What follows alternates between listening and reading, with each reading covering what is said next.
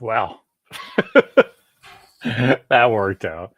Looks like Randall's going to be a little late. So I played the DORK COURT intro, the DORK Trek intro, to give Timothy Conley a shout out. That ukulele hero has got a new band now called the Heroics, which is just an addition of a buddy of his with percussion. I hope it's a bongo, so I can do ukuleles and bongos and play Pink Floyd and have fun in Las Vegas. We're in the cool DORK COURT shirt. Mark and Steve and Larry and sometimes Walker. Randall has his own, doesn't have his own shirt, but he has his own bookmark that has the first couple. Wait, there we go.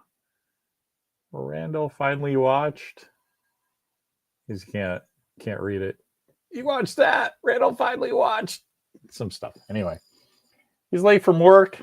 He's probably got a I don't know, probably got a speeding ticket trying to get home and eat lunch. So I played a little the Star Trek thing because I'm gonna show you good old Tiffany Jean.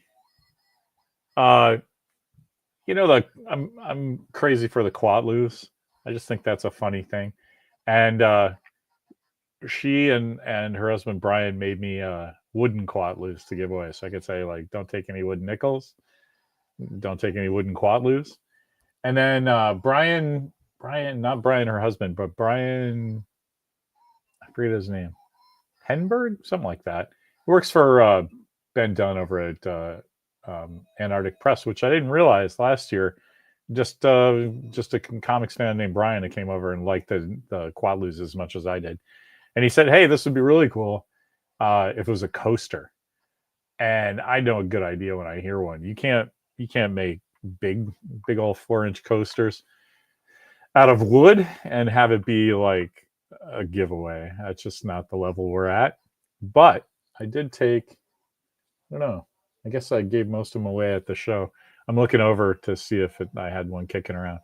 But I took a picture of the Quatloo and blew it up and made coasters out of it. And those went pretty well. So I think that made good old Tiffany Jean Vincent and this sleeve of Quatloos. Look at this, man. It's out of control. What is this? It's a 3D printed thing that she had to measure exactly with 15 metal Quatloos. Come on, man. It says Larry Young and John Price on it. Serious Star Trek. I don't know what I'm going to do with these. Except maybe just keep them because that's pretty cool. Anyway, Randall's supposed to be here talking about Source Code, Jake Gyllenhaal and Michelle Monaghan, Duncan Jones joint, and Moon, which is also Sam Rockwell featuring Sam Rockwell and some 4 other people, one of which is Benedict Wong. He's one of the corporate guys. Hey, there's Randall. Hey. Randall Armstrong. Hey. Just rapping about Star Trek and the 2 movies. Look what Tiffany Jean made me. A little sleeve of metal Quatloos, man. Nice. Look at that. And they say John and Larry on the back. Oh, very cool. Yeah, man. I think I want to be buried with these. That's how cool that is. Anyway, what's going on with you? Barbecued Doritos, I see. It's like a sweet and tangy barbecue. Can I tell a cool story about San Diego and my various potato chip flavorings? So there's a comic book artist named Miriam Lebecki who's pretty well known in the independent side of things, and her partner in crime is Mike Yoshida, and Mike and I, we've been con pals from way back. He lives in Canada and France, and I never see him except at San Diego. But I mean, I guess I used to see him at WonderCon back in the day, but like for the last 20 years, you know, I knew him before they had kids. But anyway, one con I was talking with Mike how crazy I was about ketchup flavored potato chips. I just love them. Oh, okay. And so a lot of my friends in Canada would ship me bags of potato chips, like their favorite flavor. And I Yeah. try my friend Russ, man, he sent me like this giant box with like 6 or 8 different kinds, and I like taste tested them for a week. But Mike, now this all has to do with your Doritos. So this isn't just me swimming around. I'm just giving you the big bird's eye view of this story. Mike, a couple of years ago, is like, "Hey, man, I can't bring big pallets of potato chips for you, but I got this." And he had like a little thing about the size of a salt shaker, just a random little salt shaker, 4 or 5 inches tall, just full of ketchup powder. It's Oh, okay. the flavoring, and it's supposed to go on popcorn. But he's Yeah. like, "Hey, man, you can put this on regular potato chips, and it just tastes exactly the same as ketchup chips. And then pretty soon you're gonna put it on everything." And so he was right. It started me on having. I have like 8 or 9 different kinds of salt in the kitchen, just cooking, and so now it opened my brain up to just powdered flavors. Because now, of course, you've seen ranch dressing, right? Yeah, yeah. And they have that powdered. You sprinkle on that stuff. And around the same time that Mike gave me my first things of ketchup, Wheat Thins stopped making ranch flavored Wheat Thins. Oh, And okay. and I lost my mind because that stuff's great. Except because Mike had just given me this ketchup thing. I go, hey, I wonder if I knew that the Hidden Valley Ranch had done salad dressing in powdered form. So I'm like, I wonder if that would even work, right? If that's the same thing. It's just, you're supposed to put it in sour cream and now you got a dip, right? But I think that's the same crap that they just put on ketchup and Doritos and shit. It turns out it's it's mostly similar, and it's probably bad for you because it's just all chemicals, but it tasted great. But now I got ketchup and ranch flavor, and I realized, dude, they sell salt and vinegar powder, and they sell barbecue powder, and they sell all this fucking great stuff.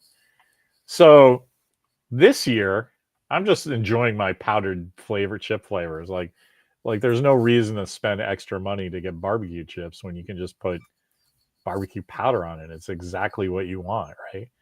And so then this year at San Diego, I went to go see him. I usually am stuck at the table, but he's so kind and thoughtful about this, right? That I'm like, I gotta make an effort to go see Miriam's booth and like hang out with them. And they have this great booth. She sells her art and her comics, and she does cool like painting on skirts. It's hard to describe. It's very cool. Shorts and skirts and t-shirts and stuff. And they have a couple of tween kids. Maybe one's 13, but one's definitely 8 or 9. And they have this cool little setup in their booth of 2 little like fold away bunk beds. They're basically glorified cots. But then they have this thing with their logo on it, but it's perforated. So like the kind of vinyl that you see on the side of buses so people can still look out. But from the outside it looks like a Doritos ad or something. Nice. And so they put that right in front of their bunk beds so the kids can look out at people. And when people look back, they're not looking at 2 little kids sleeping or napping or being bored or reading or eating or whatever. Yeah, yeah. It's like the logo of their company. Anyway, so I go over there and I'm like, hey, Miriam, I haven't seen you forever. Like 2 years ago, I missed your birthday because her birthday is at the end of July. Like Mike came over and I couldn't get away. I felt like a jerk. And she's like, man, I know how it goes. But especially because he's out in the world looking for you right now. I was like, what? We're at booth 2001 like usual. And you guys are 18 something, which is how I knew where to find you. Which makes it even more embarrassing. It's like not really that far away. It's like a 4-minute walk, right? And sometimes more. I mean, it seems like nothing if you're in a park, but getting through a con, it's kind of a haul. It's like 2 aisles down and like across the hall and the other way. So it's not bad if you're trying to get there fast and no one's around. But you have to pass Image and DC sometimes, and there's giant lines, and it's like I'll look and go, oh fuck, I'll do that later. And then it's Sunday and we're going home, and I'm like, oh my god, I missed them. Anyway, I made a real thing to go there. Anyway, he was out looking for me at our booth, and I just took the long way back so I could go to the bathroom and talk to other friends of mine. So it should have just been a 5-minute thing, but it was like kind of a half an hour. So by the time I got back, Walker goes, "Hey, your buddy Mike was here, and look what he brought." So not only 2 things of ketchup flavor, but do you know what all dressed is? Sounds familiar. All dressed chips is basically like it's basically ketchup chips with like a smoke flavor and a little bacon and garlic in it. Okay. And it's basically in Canada it's all the flavors that go on a baked potato. And when they throw everything on it, it's called all dressed. It has been dressed with everything that they have, right? Nice. So I'm like, all right, I've had those chips before. They're just kind of like tangy barbecue sauce. It's nothing you'd like go crazy about. Like I go crazy about ketchup stuff. Anyway, we're almost done. We're landing the plane, man. I really appreciate your patience with this. But so I look at the stuff, and it's basically all the stuff. It's the same ingredients in the same. The order of ingredients on a thing is going from most quantity to least quantity. Okay. Like this is why ketchup says pureed tomatoes, and it ends up with natural and artificial flavors, right? Yeah. Because that's less than 2%. So the first thing is what is most. So sometimes you'll get like canned beans, and you'd think the most thing in there would be beans, but it's always water. It's just like it's a cool thing to look at if you care, right? I love to read. So anyway, I'm comparing these 2 things, and it's all the same stuff. Salt. Okay, that's cool. Red dye number 5. And the only difference between ketchup and all dressed is it has smoke flavor. So this is my favorite thing of all time. Do you know what smoke flavor is? No. How they get smoke flavor, and how somehow powdered smoke flavor is a thing. You will not believe this. This is the coolest thing ever. Because I use it for I use liquid smoke for our dehydrated beef jerky that we make. And so one day I just looked at what the fuck is liquid smoke? How do they do this? You'll never guess in a million years. They start a wood fire, right? They have this little chimney column that goes up, so it draws the smoke out, and then they move it over and bubble it through water like bong water, right? Okay. So the smoke comes out, but all the impurities and stuff stay in the water, and that's what they dehydrate. So it's all this crap that they burn the water off, and now you have smoke water. You have smoke powder. Okay. Right? The bubbled smoked liquid, that's liquid smoke that you buy in the store. Yeah. But the smoke powder is just all the crap in the air, man. And you know what? It tastes like smoke, and it's amazing. And it probably gives everyone cancer who even looked at it, but it tastes so good. So that's what you get for coming in late. I start talking about crap like that. Anyway, so you're just having lunch. I mean dinner, because you're late from working like a dog for 14 hours, right? And oh man, I've been at work since 9:30 this morning. Well, I totally appreciate you coming in and rapping about movies with us. Oh, dude, I mean, it's like I said, it's one of my favorite things to do. So I was like, when my boss asked me, like, hey, can you stay an hour late? I was like, I gotta leave like right at this time, and it still didn't work out because I had to throw the garbage away for the store. But still, I was just like, you just tell them, hey man, I have this very lucrative YouTube thing. I almost said you porn. Randall and his OnlyFans. Hey boss, I gotta go, man. I gotta unwind. I gotta boss. Some content tonight. Like clockwork. I gotta unwind. No, I was saying you were the guy making it, not consuming it. Oh yeah. You got to make that content. But speaking of which, I do want to mention, like, I think how you talk about the convention, how like it gets crowded, so it's tough to like walk through the people, and like it takes longer to get to places. I found a solution. I felt like it worked for me last convention. It's kind of like I guess you can call it the Superman, right? Because it's like when I'm walking, I put my arms out like this in front of me. Yeah. And the minute I start to tilt my arms going one direction, it's basically letting the person in front of me know when they're walking towards me, like I'm going that direction. So I actually start to see people start to move the opposite direction when they see the direction of where my hands are going. I was going to ask, does this work? Because I would see somebody doing that and just knock their arms out of the way and then punch them in the head on the way by. Well, the other thing that helps is the other thing that helps is I'm carrying like portable like stool. Okay. So it's like, obviously my arms are out in front of me for a reason. I'm holding something, and I'm trying to maneuver through people. This all sounds like it makes all the sense in the world. I just don't leave my booth if I can help it. I do the same thing probably. I just hang there and watch people go by, sign autographs, talk about nonsense with people. Yeah. Accept the thanks of a grateful nation. And then when it's time to leave, I'm just going to the hotel or to a restaurant or something, you know. Man, I hope to join you guys one of these days. Randall, it'll be the best. I was just doing that today, actually, trying to arrange next year's table. It's not going great. I'm sorry to hear that, man. It's just, after the show, it's always everybody takes a week off because they've just done WonderCon and San Diego back to back. Yeah. And so, it just seems like, it's just that Friday is the deadline for to get a nice fat, discount. And that's I don't want to pay $400 extra just because I missed doing something on a Monday instead of a Friday, Oh, sure. I would not hear the end of that from my wife. She would bring that up every Thanksgiving just to embarrass me. So I don't do things that I don't want to hear about later, unless it's really good. And then if I hear about it, yeah. Boy, that was a nice present I gave you for our anniversary, right? That's fine. I'll hear that. Like, oh, you cost me $400 because you couldn't be bothered to move your lard ass down the stairs one day. I'm like, yeah, that's going to happen.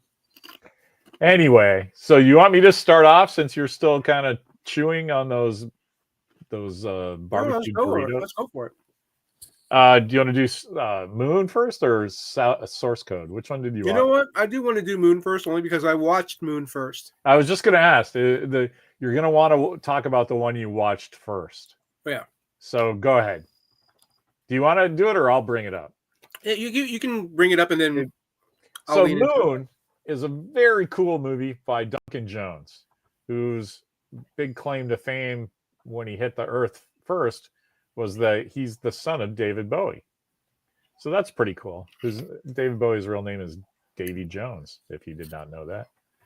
So Duncan Jones is his son. And it came about, I really liked it. I mean, I'm in the tank for anything called Moon and Sam Rockwell in a spacesuit. I mean, I'm going to love it anyway. But this movie I found to be really claustrophobic and like just panoramic at the same time. Just not for the shot choices, but also like thematically for the character. It's like really in tight and he's all by himself, but also there's this crazy bit of open, like could be anything that's going on, which I found really cool. And then when reading about some of the press and some of the interviews he did, it came about because his longtime girlfriend broke up with him, and he was just sitting in his house, like being bummed, like what happens to everybody when they break up with somebody and it's not their idea. And even then, it's pretty sad, right? Your life isn't going the way you thought it was going to go. And so he dealt with it by writing the screenplay for this. And I just think that's amazing that he was sitting in his house and thought, this is like being on a moon base by myself, and all I have here is my computer to help me. And like, wouldn't that be weird? I'm sitting around talking to myself all the time. Wouldn't that be weird if I actually was able to physically talk to myself? And I think that was the genesis of it. I read some Variety interview with him a million years ago. It really stood out because I was like, everybody asks me, like, where do you get your ideas? And like, nobody wants to hear like, well, I just make shit up in my head. because that doesn't sound like a cool sequence of events, right? like, Yeah. like, how'd you get the idea for Black Diamond? Oh, I was driving down the 5 to San Diego, and I thought, wouldn't it be cool if these trucks got the fuck out of my way, and then these old ladies got the fuck out of my way, and the only way to do that is if there's a special lane just for me to drive how I want to. And then I was like, well, what if it's like me and all my friends, and we're all driving like cool sci-fi cars, and what happens if the that's above everybody else? And then I would want to live there, and well, it needs a train track down the middle, and then pretty soon the whole thing is just writing itself. That's where ideas come from. You see something that you either are attracted to and enjoy, or you have a fix for something that you hate, or you just want to like get some you know dream fulfillment. Like that literally was like, I just want to drive as fast as I can without people bugging me. I understand the weather conditions. I understand this road. I've driven it a million times. Why can't I just drive? I could get to LA in 4.5 hours. If people would just leave me alone, which is true. That came out. I actually did that once. Oh yeah. Yeah, Stephen and Mark were both in the car. We were driving to friends of ours on my birthday, actually, to go have some beers with friends of ours in LA. And the last like 45 minutes, they didn't talk to me because it was like I was a pitcher throwing a no-hitter. Like that's like seriously a 6-hour drive. And I did it in 4.5. I like averaged 91 miles all the way down. Wow. Pretty fun. Anyway, that's where this movie came from. And then to find out they shot that entire movie for $5 million. It looks great. That looks like $100 million movie. And it's all because the truck shots and the moon surface is all models. So that all looks real. It's got CG enhancements. There's that bit where the helium-3 farmers are throwing crap in the air. Yeah. That's not, but the harvester itself is this giant 5-foot model on this 20-foot moon surface they build, and it's remote control, and it's just cooking along. Wow, that's And really cool. I loved all of that. It really felt like all the actors were walking around in a real space, which made it more open and claustrophobic at the same time. But even when he's outside, like, he's either composited into a model shot or standing in front of this plywood wall. And it all looks real to me because as an audience member, I was just 100% invested in the plot. So are you still eating? I'll keep going. I'll talk about. No. I'm good. Talk about what did you make of the plot? Do you think? I mean, I'll be honest. Way back when the movie launched, like when they showed you the trailers, based on what I can remember, I was under the impression that it's possible. Sag has not seen either of Dude, you got to watch them. They're both great. All right, well, I'm gonna take this time. Whatever I say, it's to talk Chris into watching both of these movies because they are fantastic. All right, so go ahead. You can talk Chris into it too. Yeah. So like when from what I remember when I first saw the trailer, I was given the impression that it's like this guy is on the moon by himself, and it looks like he's just losing it, and he's like seeing things, and then like the question is, is it him? Is it a twin? Is it something going? That was the impression that was given to me, and then as I'm watching the movie, the incident happens, and then all of a sudden he's laying in the infirmary. He gets up, and he's like struggling to stand. As soon as I saw that, immediately I was like, clone. Oh, really? Yeah. As soon as I saw that, I was like, clone, because it's like, here it comes, and then they're trying to prevent him from going outside, and then like all the little things, right? Like he goes outside, or he goes into the chamber where he normally goes to get his suit's not there. So he goes and he grabs the other suit. When he walks out, the rover or whatever the vehicle that he drives not there, so he jumps into the second one.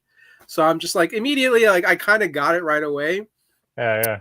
But like I was pleasantly happy though because I have always enjoyed movies involving clones.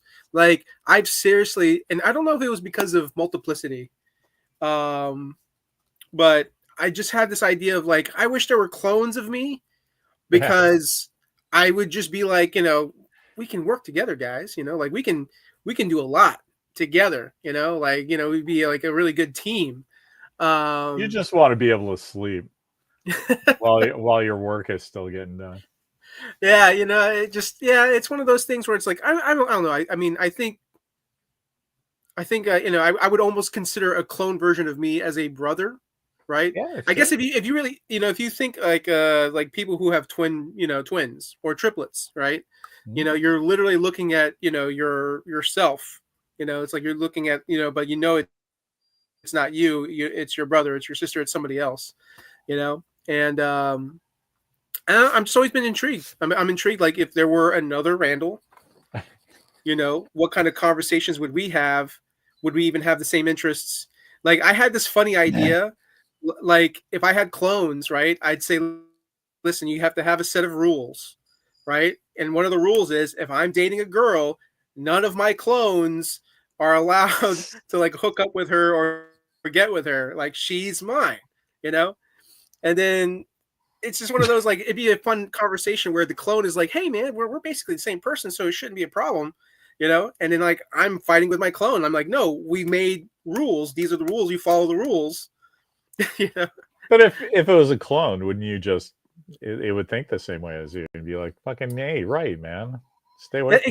Exactly. I'd be like, well, why is this clone? Why is he not agreeing with me? He's breaking the rules. So there's a problem there. And so like that's why But that that's what makes conflict. this flick so good though, if you ask me. Is because there's none of that silly nonsense. He doesn't know that he's a clone. He doesn't know that Well, the guy has shown up as a clone. right, And right. until they kind of figure it out until there's three of them, which is just great. I don't know. I saw Mickey 17 with Walker, and I was thinking about this movie the whole time.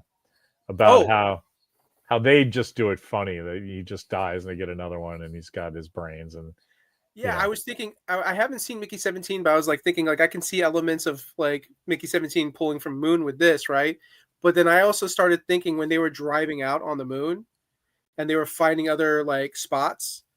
For a brief second, I was like, "Oh man, are we going to get Oblivion?"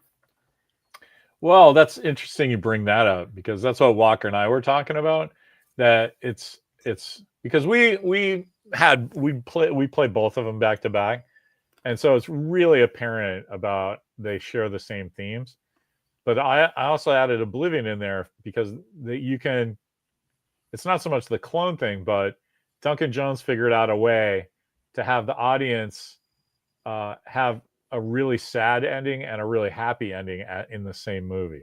Yeah, yeah, And that's Oblivion. You get it both ways. Like one guy dies and you've been following that guy the whole time, except he also has a happy ending and his clone gets everything the other guy wanted. yeah. And as an audience member, you're okay because it looks just like Tom Cruise, but also he acts like he has all of the other clones' memories, right?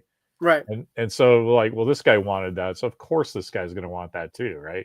He right. just figured out a way to have it happen, and that's what I love about Moon is that they do that, but it's a function of the story that they have to do it that way, right?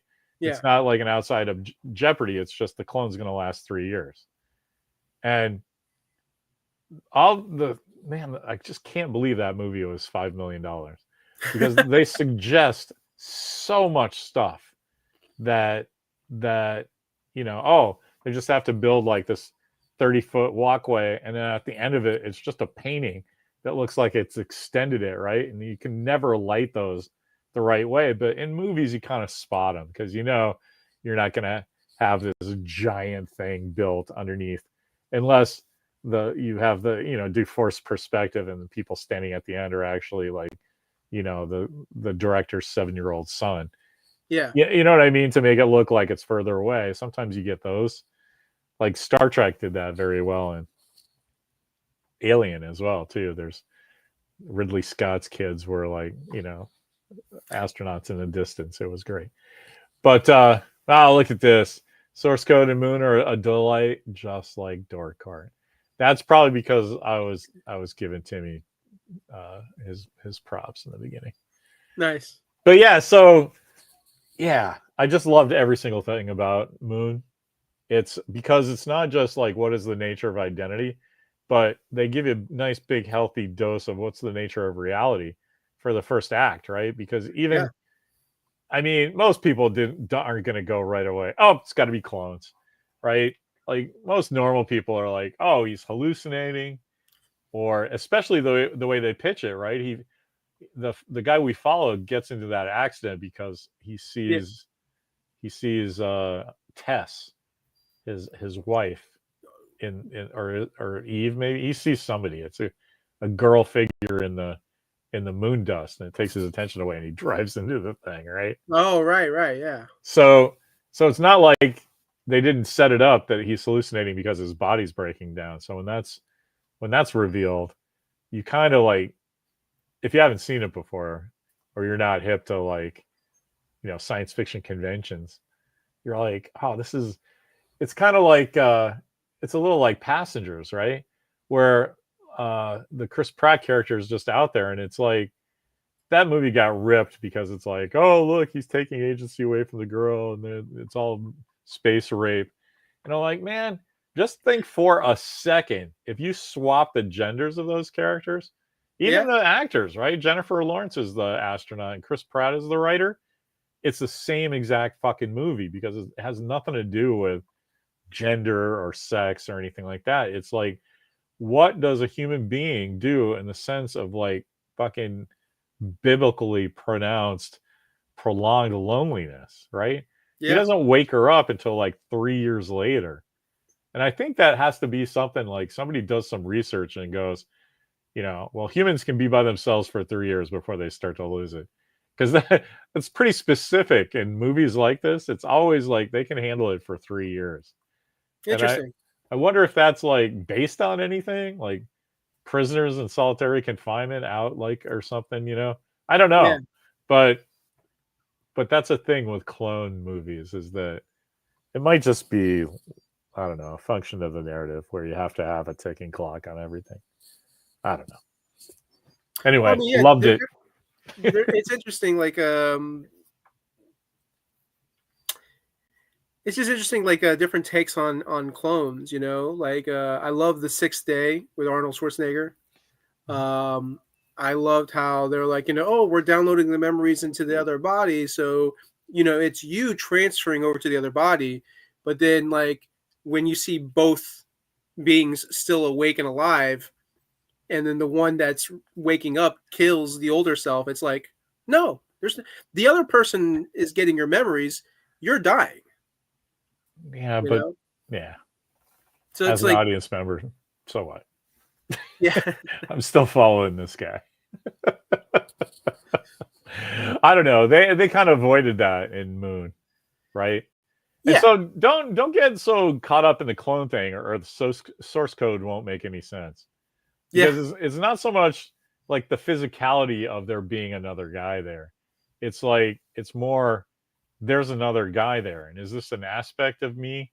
Is this so the whole movie is just this thematic metaphor of, you know what would you do given the same choices? What would you do? What different choices would you make given the same situations?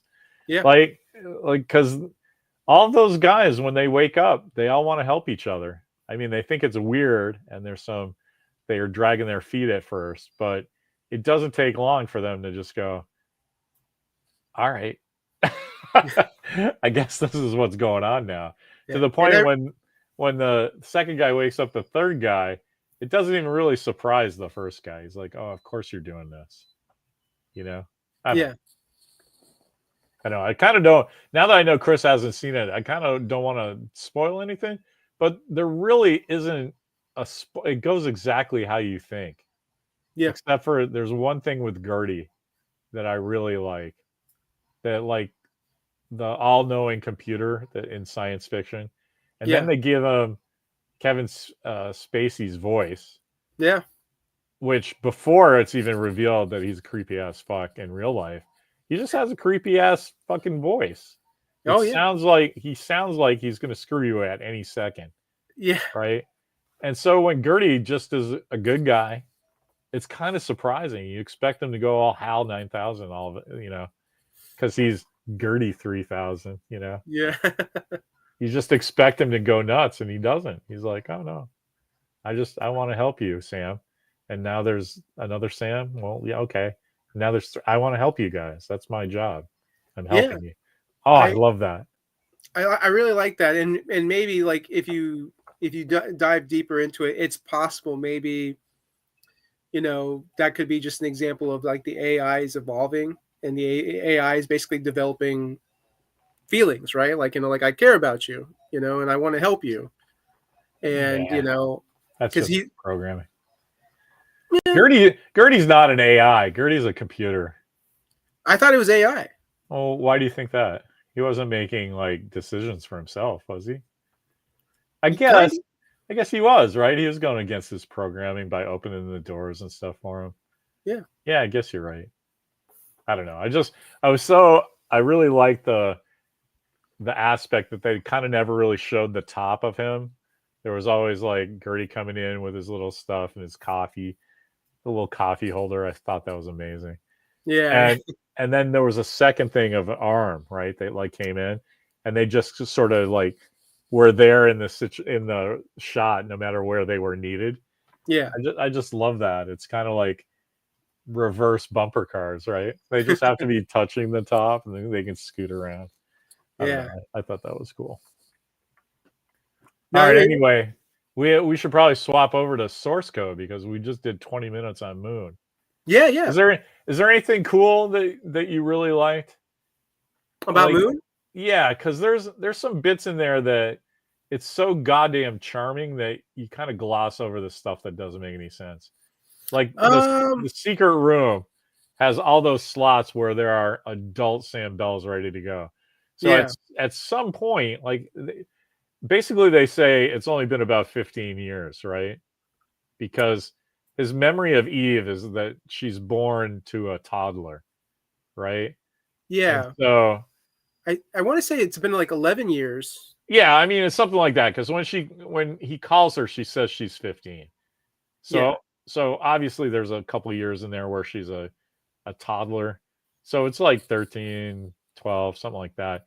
But I just said 15 for easy figuring because now think about downstairs.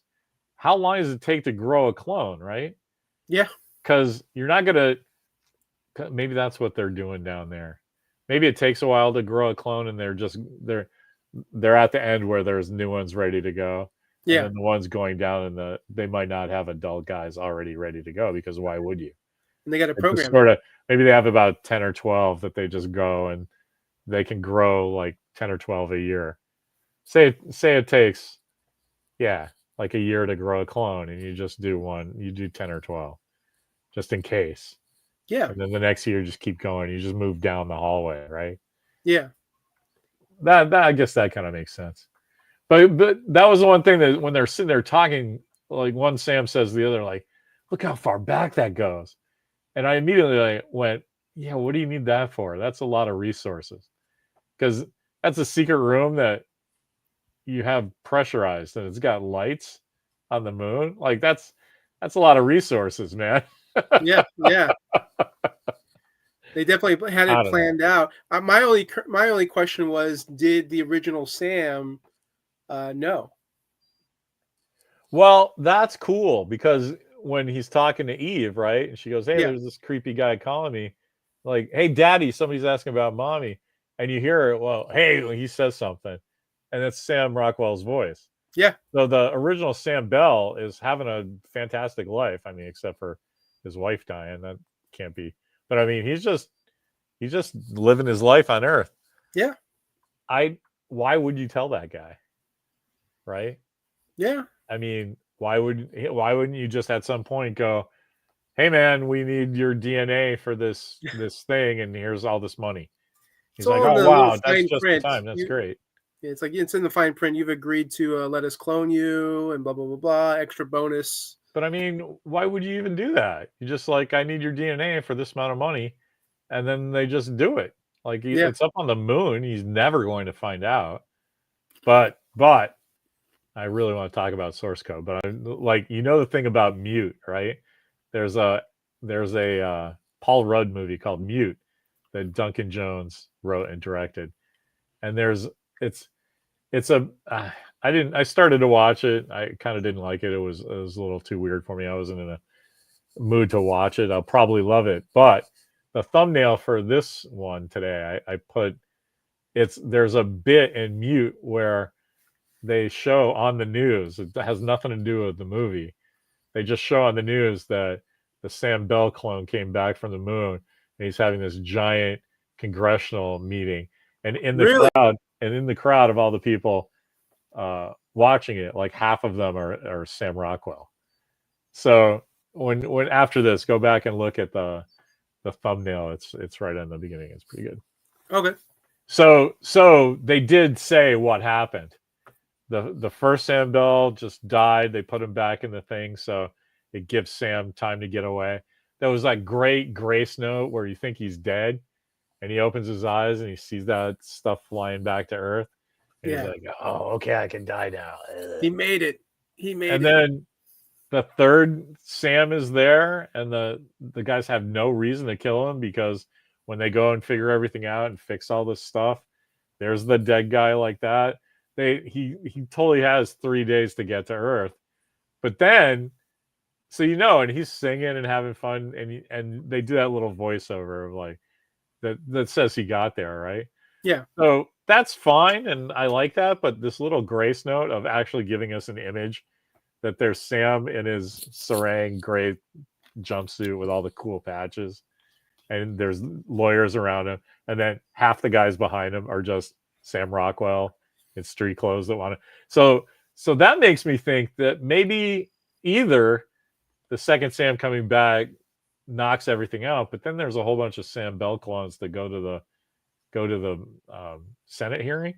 Mm-hmm. I think something happened where he's just like, you're Django Fett, man. You're the guy that did all this, and you still get a cool life and everything. Yeah. But you have to deal with kind of being like this jackass celebrity, and like half of your day is going to be, no, I'm the real Sam Bell. These guys. Oh yeah, yeah. You know what I mean? My guess. Yeah, my guess. My guess is that when he gets to Earth, and then not to mention the other Sam, who he set him up so that he had like the free no blockage, so he can actually access and send out calls and messages and stuff like that. So right. I think what it is, it's a perfect strategy, right? Because if that Sam, by the time he lands, the other Sam is probably figuring out like, wait a minute, I have access, Yes. and then so now they're just trying to like cover that up, and then the other Sam roams free, and he's like, hey, there's a clone. We're clones. So my guess is all those other clones that you talked about that are just laying there, they probably got activated, they got liberated, sent back to Earth, to try and live whatever life that they can live. All right, I see it. Yeah, except now they're a slave race, right? Yeah, yeah. That's if they're all adult clones. I see that. I'd actually love to see that movie where like, oh, you thought Sam Rockwell did a great job in Moon, and you're really upset that he didn't get an acting award, because if you don't buy that those are all different guys, that movie kind of falls apart.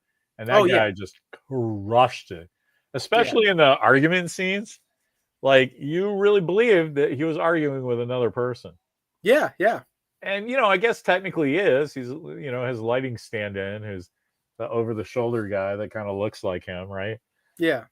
So you are talking to another human being, but you have to remember what that guy is doing and what the performance is. And you were like, hey man, when you do this, I'm going to do that. So when they do this shot, can you do that? It's a pretty complex thing that just they pulled off seamlessly, and I really liked it. Oh yeah. Good job, everybody involved. All right, let's do 15 minutes on source code. because this is Yeah. the exact same movie. I think everybody Okay. everybody says it's kind of like a take on Groundhog Day. I always say Ghostbusters Yep. because they both begin with G and both have Bill Murray in it. But it's Yeah. kind of a take on Groundhog Day, and that, but with cool special science fiction that there's, you know, that the brain is still kind of alive, and they figured out a sci-fi way to like play the brain's last 8 minutes, like as if it's like this holographic thing. Because there's this great bit where Jake Gyllenhaal is trying to figure it out, and he puts his hand on the side of the train, and he like feels the dirt. It's like, wow, this is really impressive, like with his acting.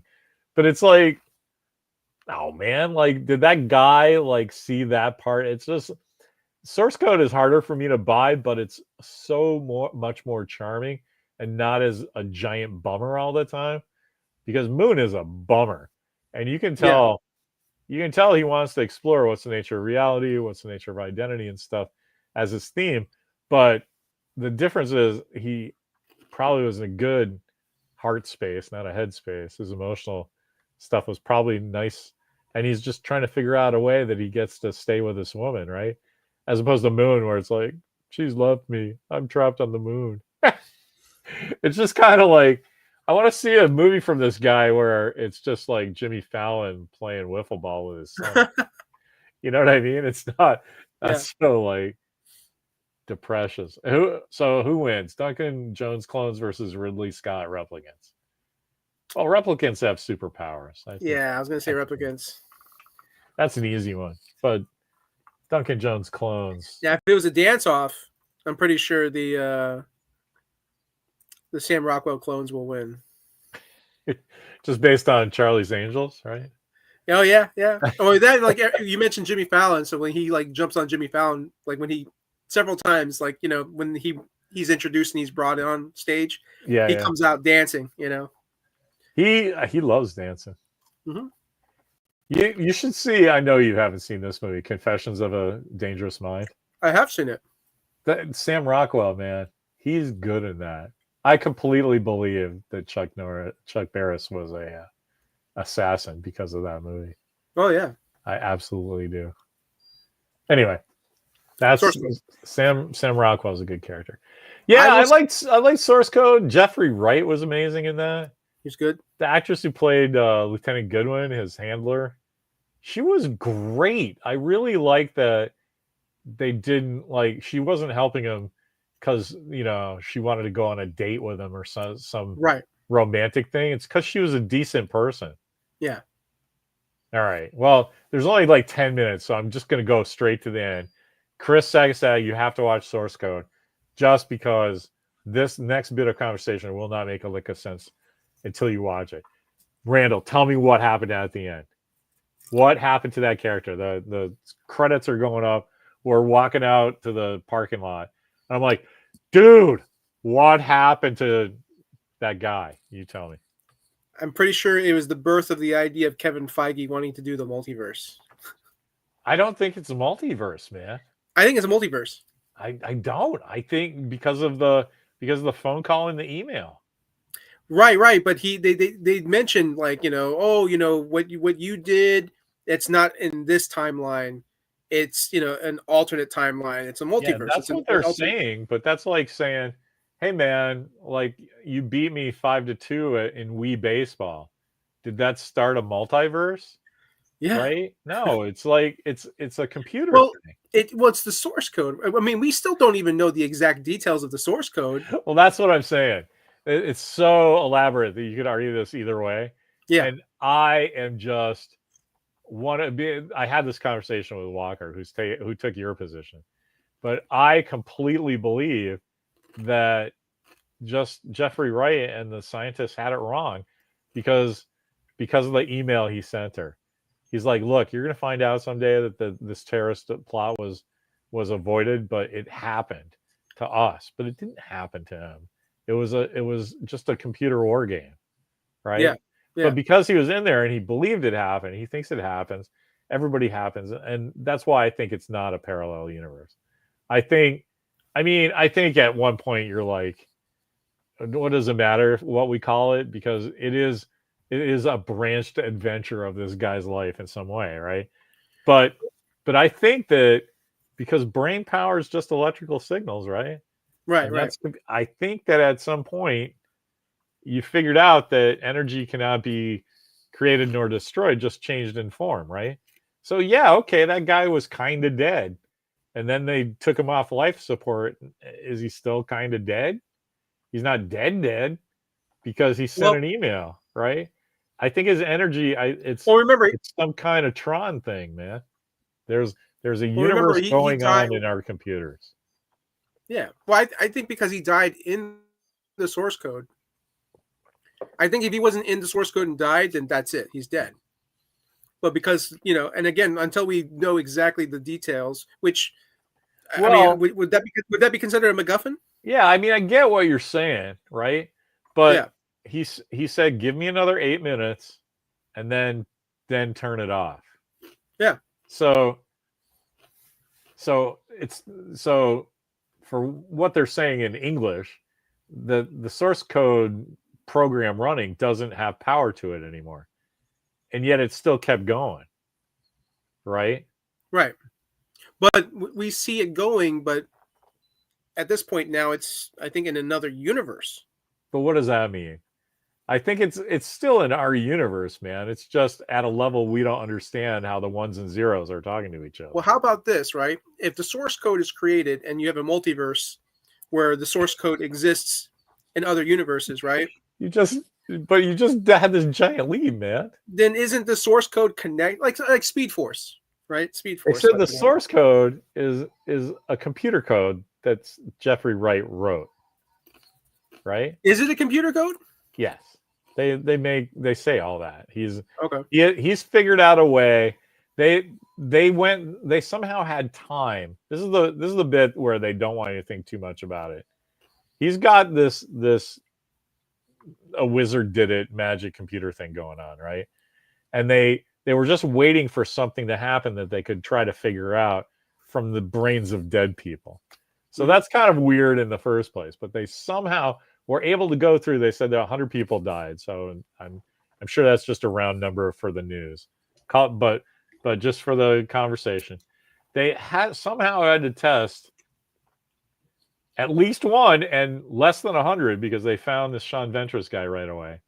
Yeah. That he's the right size for the one guy they already have hooked up in it. His DNA works with him and whatever mumbo jumbo for the source code, right? Right. So that's insane because you're like still going through the wreckage because they know after running through the last 8 minutes of this guy's head that there's going to be another bomb from somebody there, and that's what they're trying to figure out. Yeah. So like the last bit when he finds that Derek Frost guy. Yeah. And finds him, that's like 10 or 15 minutes after the train blows. I mean, before the train blows up, because it just goes down the hill and they see it blow up in the distance before it gets to Chicago every time. Yeah, yeah. Until he stops the guy, right? Yeah. What the fuck, man? How did they get what's his name? Colton Sievers or whatever his name is, Travers, into the teacher so that worked while they still had 8 minutes of this dead guy's brain patterns to tell him for them to holographically build this entire world of where this guy has spent his last 8 minutes on the train and at this station. I bet you they would have answered all that in the source code too. Do you know they wrote a source code too? Oh, really? Yeah, and they were gonna do it. Everybody was attached, and then the COVID and the strikes came. And then, but I mean, still, that's 8 years later. That movie came out in 2011, and they're just like, whatever. And I'm like, are you kidding? I wanted to see it. I think that would have made an amazing TV show. Yeah. Like every episode. Oh yeah, it would make a great TV show. Yeah, yeah. I mean, I would do it because you have to have big, cool things to trot the guy out. But I would do like every 3 episodes. is It like almost is the has source a code quantum leap. adventure. It almost has like a quantum leap feel to Yeah, it. yeah. Oh, you know what? That'd probably give a studio the reason to say no. Honestly, it's too much like Quantum Leap.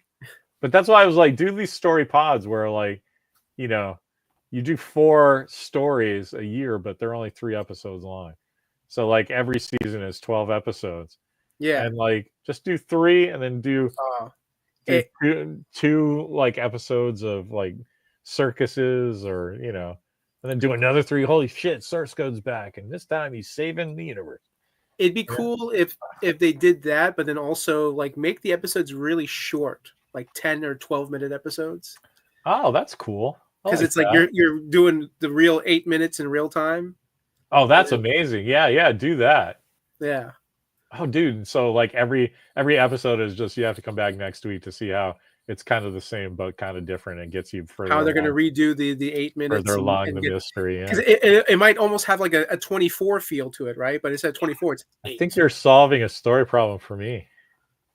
I've kind of a story I've been noodling on forever about a veteran who comes back into the country, back into in country, and just he can only get a job being a cab driver. But Okay. turns out that he has this special power, and being a cab driver actually helps him be in different places. Okay. So I'm like, oh wow, what if you just did, that would be a great way to do like a 244-page graphic novel, but with like 30 pages of art. Right? You just you rewrite what happens differently every time. Yeah. Huh. Mm-hmm. All right. I'm not even going to tell you the title because it's awesome. Okay. Anyway, thank you. I'll change the main guy's name to Randall. Oh, sweet. Randy. I call him I Randy. live forever. Armstrong Randall. That's what I'll call him. Yeah. Why'd your parents name you after Neil Armstrong? Anyway. Yeah. So I think what happens at the end, man, he's just living, he's in Tron now. Maybe. I mean, I don't know. Only because you had the military characters, right? You had Jeffrey Wright's character and the woman. Mm-hmm. How would he know? How would he know? He doesn't. He's just taking a chance getting the message out there, and then you see the message get to her, and then she approaches Jeffrey Wright, and it's like, oh well, the bomb never happened because he prevented it in this alternate universe. But then she never tells him either, though. Exactly, she doesn't, because she knows. I know that she knows that he's still kicking around in there. You know why? Yeah. Remember when they get their date and they go to this thing in Chicago, the big reflective thing? Yeah. And they do that cool shot where they're looking at each other in the reflection. And I'm just thinking the whole time, like, well, of course this is CG because they had to wipe the camera out, Yeah. Because you don't see a reflection of the camera coming back. And as I'm saying that, Walker goes, yeah, Daddy, you can also tell it's CG because that's not Jake Gyllenhaal's reflection. It's the other guy. And I was like, oh yeah. But that's how I know that he's still alive, because he was seeing that had already happened to him. Do you remember he was hallucinating the big reflections and stuff? Yeah. Before they ever saw that. And it was like a memory he had of dating her already. Yeah. Well, I mean, how does that happen? Well, this is how about this theory? Like, okay, let's say it is an alternate universe, right? Captain, whatever character Jake Gyllenhaal is, yeah, he probably suddenly realizes, like, wait a minute, in this alternate universe, I'm still wherever I'm at, and they're going to use him for the next event that happens. Huh. Right? Okay. So, like, if the next event happens, like, let's say the military girl reaches out and tells him, like, hey, an event happened, we had to use you, but now something else is going on. Is there any information we can get from you? So he's suddenly realizing, like, wait a minute, I'm in this guy's body. But he's the teacher, yeah. Yeah. Why would he have any information from this other thing that happens out in their world? If it's Okay. an alternate universe, he's in his world and they're in their world. That's why I think it isn't. I think the reason that they're able to talk to each other, I think that makes it one reality, Yeah. and Well, well, it's just well, weird. well, that's what he said. It's kind of like Moon, though, right? Because you have the Yeah, clones, yeah. right? So Jake Gyllenhaal. There's two versions of him in that universe. Okay. So what happens if they both meet or they both talk? Well, that'd be a trick, right? Because he's in a coma. Or the second event, they're both intertwined. Yeah, I mean, there's ways to do it. I want to see source code too. Yeah. Let's do it. All right, man. It's 6:30. We've been going for an hour. I gotta go to dinner and get dinner. And What's the you next movie? probably you need something good to eat too. I don't know. We pick up on something. These two movies were so fun. All we did was talk about them in relation to each other. So I can't think if Duncan Jones has done another one. What is there anything you feel like watching? Like this will give you a chance to watch something you've always intended to watch? Because I can come up with weird shit all day long. I mean, I have. If you give me 2 minutes to go on my Fandango, I can. Did you? I was going to ask you. Did you watch this on Tubi or did you have these or what's going on? So source code, I ended up watching on Tubi, and then it's hilarious. After I watched it, it was on sale on Fandango for $5. So I was just like, that's okay. I already watched it. But no, Moon I bought because it was on sale. Yeah. But Moon was also on Tubi, which I thought was amazing. Oh, sweet. I have both of these. I just didn't feel like getting up and going downstairs to get the Blu-rays. Yeah. So I was like, oh, I know Moon's on Tubi. So I just started watching it. And then I was like, oh, source code's on Tubi too. This is fantastic. Maybe Randall didn't have to spend any money. But if you spend $5 for something you want, I don't feel bad. No, it's not bad. It's not bad. And they're great movies to have. I mean, like Moon, I'm happy to have in my catalog. Dude, Excalibur? I watch Moon all the time. Have you not seen Excalibur? Nope. Oh, let's do it. Okay. That's perfect. Oh my god. Everybody in that movie is famous. The incomparable Liam Neeson's is in that movie. Yeah. Did you see Naked Gun? Not yet. Dude. I think I might try and see it tomorrow night. Go see it. Bring a girl. Sagasag says Excalibur. Yes, we're doing it, man.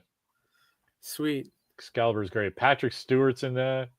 I forget who plays Merlin, but that guy's famous and amazing. That's a great movie. Man, I went to go see that with my grandmother, which is kind of funny, but my grandmother is so cool. And there's this bit where Lancelot like turns over onto his sword and it goes up through his side. Yeah. And my grandmother starts to lose it. And I'm like, Graham, it's okay. It's just, special effects. And she's like, no, this is bad. And then like later in the movie, there's like full on like Morgan Le Fay sex and everything. I'm like 13 or something. I'm kind of looking over at Graham and she turns to me and she goes, no, that sword thing was still more gross. And I'm like, let's see, 81.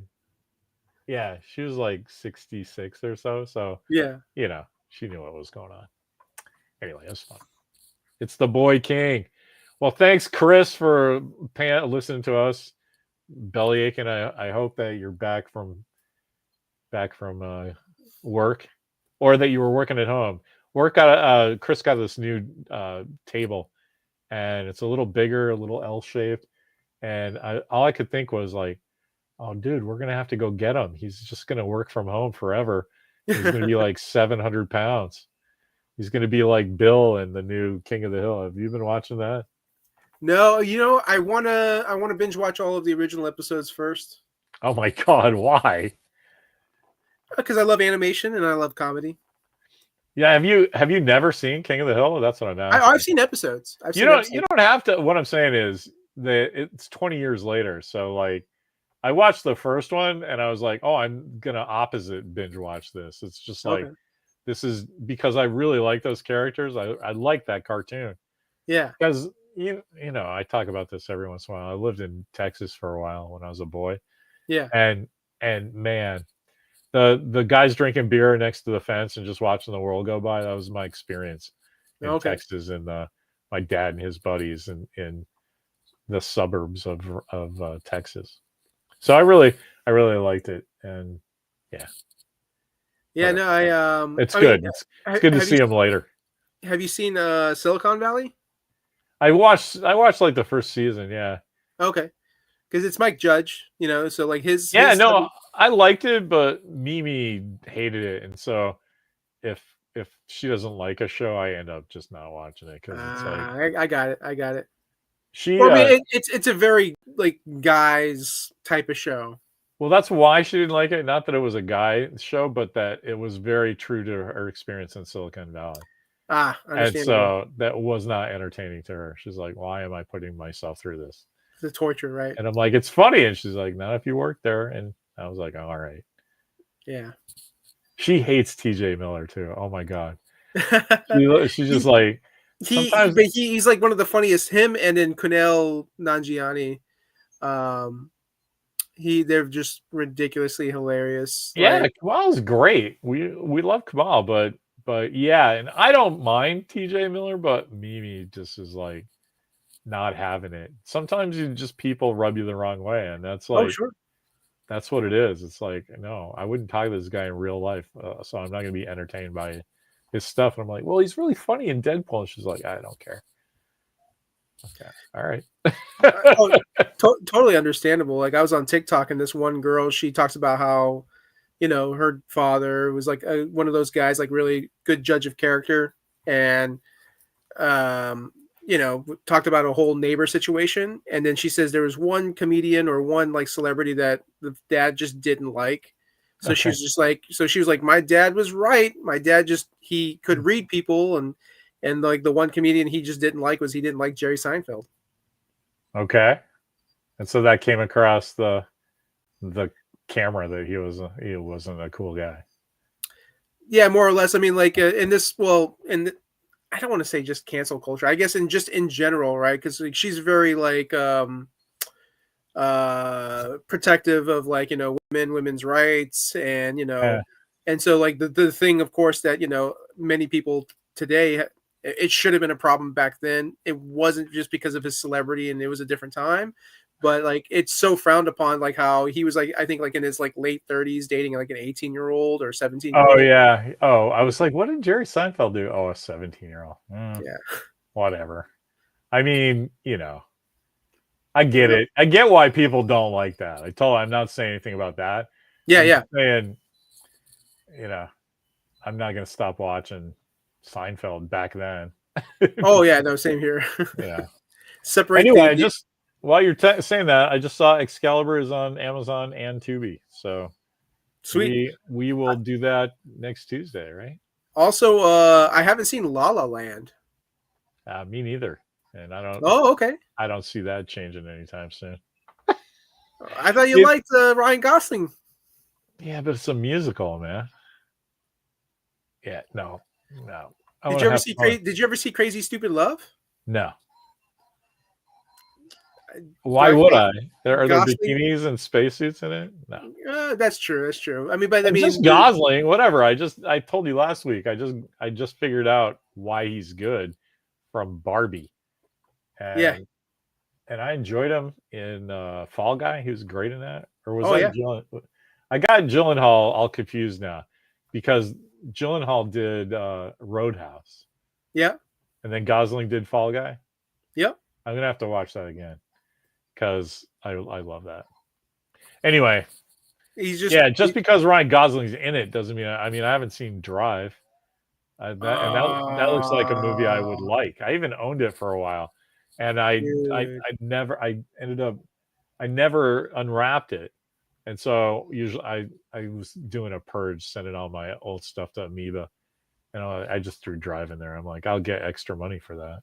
Instead of getting like 1 or 2, I'll get like 5 or 7 for that one. Drive is so good, man. Drive, like it's the first movie I spotted and remembered Oscar Isaac. Oh yeah. Yeah, he was in it, small role, but still, it was just one of those like his performance stood out enough that I remembered who he was, and then I just And you were started like, drunk probably, so that's good, right? huh? So you were probably drunk, so just remembering him, that was a great Right. it was a heroic effort on your part.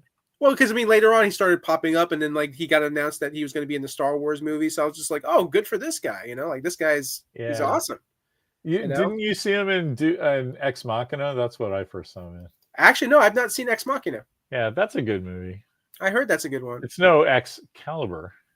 Yeah. See what I did there? Ex Machina. And then what's that other movie? The one with Natalie Portman.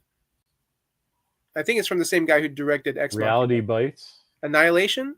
Annihilation. Yeah. I haven't seen that movie. I tried watching that, but it's horrible. Yeah. There's a force field, and my husband's in there, and I'm a super cool soldier. Like, no, you're not. You're Natalie Portman. Yeah. Anyway, man, I gotta make my kid dinner. So Yeah. thanks, Excalibur next Tuesday. Thanks, Chris.